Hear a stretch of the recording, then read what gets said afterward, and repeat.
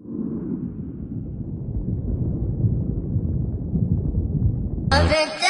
فيما آتاك الله الدار الآخرة ولا تنس نصيبك من الدنيا. السلام عليكم ورحمة الله وبركاته. بسم الله والحمد لله والصلاة والسلام على رسول الله. مرحب بكم حبايبي في كل مكان، يا رب دايما تكونوا بخير. حبايبي هعمل لكم النهاردة طريقة عمل سمك طواجن، يعني احنا بنسميه ممرجس، سمك ممرجس.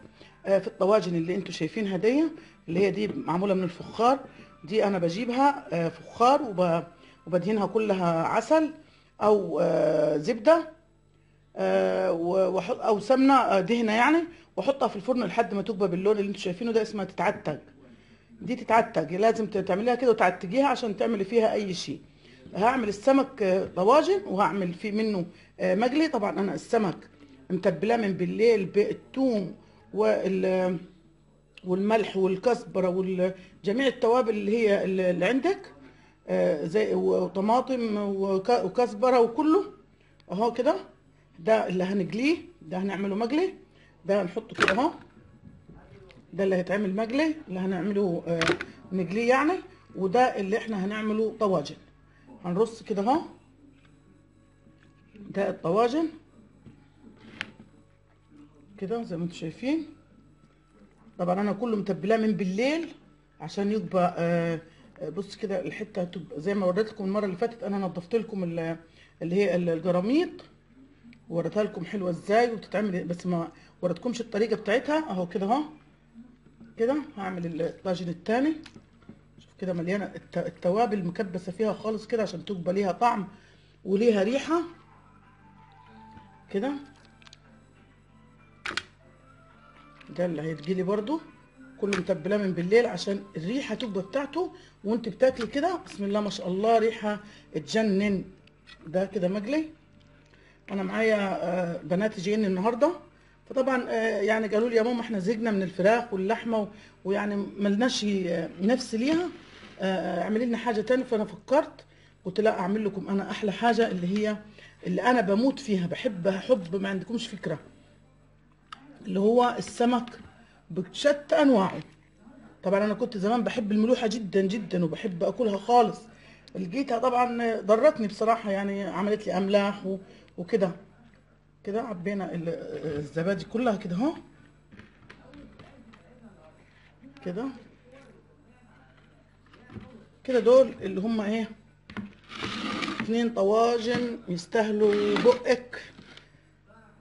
هنحط بقى الخلطه الحلوه دي، هنحطها كده فيهم برضو، اللي هي الباقيه دي، لانها ريحتها جميله كده ممونه، يعني ممونه. هنعمل ايه دلوقتي؟ هنحط عليهم التقليه اللي انا عاملاها هي على النار. طبعا زي ايه، دول خلاص كده يتقليوا، نعملهم بالدقيق ونقليهم. ودول هنحط لهم الدمعه اللي هي تقليه بصلتين كبار كده اهو، على نص كيلو طماطم، وسبتهم يتعملوا على بعض على النار. هحطهم فوقيهم وبعدين هنحطهم على النار زي اول ما يغلوا كده اهو. لازم تحطيهم على البوتاجاز من فوق اول ما يغلوا كلهم كده اهو، وتروحي حطهم في الفرن. مش هياخدوا نص ساعه، اصلك اديتي لهم الغلوه الاولانيه على النار. بعد كده تحطيهم في الفرن، مش هياخدوا نص ساعه وتلقيهم زي العسل، يستاهلوا بقك. يا ريت تيجي تفضلوا تاكلوا معانا. هعملهم وهوريهم لك، خليكي معايا حبايبي. اللي هي التقليه اللي انا عملتها هفضيها عليهم. في ناس بتحط له فريك، وفي ناس بتحط له رز. انا بحبه كده يعني ساده كده عشان يبقى ليه طعم كده.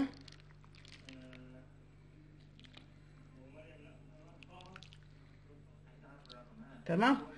حطينا التقليه كده بالمنظر اللي انتوا شايفينه ده كده اهي.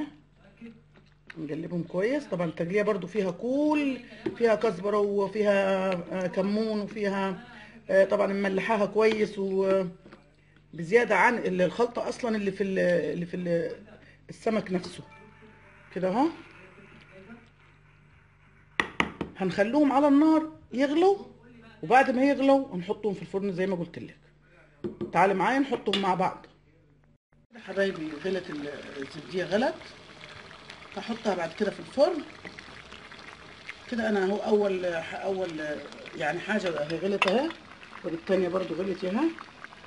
هحطهم كده في الفرن وارجع لك وهوريكي المنظر الاخير كده. حبايبي لما نيجي نجلو السمك هنفضي التتبيله دي خالص كده، اهو نفضيها لان هي اتبلت وخد الريحه بتاعته عشان ما يتحرقش على النار.